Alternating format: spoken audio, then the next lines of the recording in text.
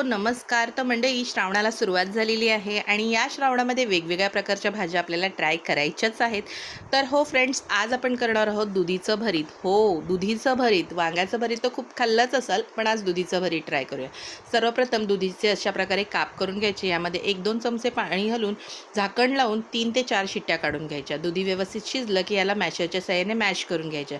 आता smoky flavour आणण्यासाठी यामध्ये कोळसा घालायचा गरम केलेला आणि त्यानंतर यावरती तूप घालायचं आणि झाकण ठेवून त्याला मस्त असं स्मोकी फ्लेवर येऊ द्यायचं. त्यानंतर मी घेतलेली आहे काचची कढई. यामध्ये तेल घालायचं, राई, जिरं, कढीपत्ता आणि हिंग घालून 2 मिनटं परतायचं. कांदा घालायचा, 2 हिरव्या मिरच्या, आलं लसूण पेस्ट घालून चांगला कांदा शिजू द्यायचा. नेहमीचे मसाले त्यामध्ये हळद, लाल तिखट आणि धणे पावडर घालून व्यवस्थित परतून घ्यायचं. टोमॅटो घालून टोमॅटो चांगला मॅश होईपर्यंत शिजवून घ्या.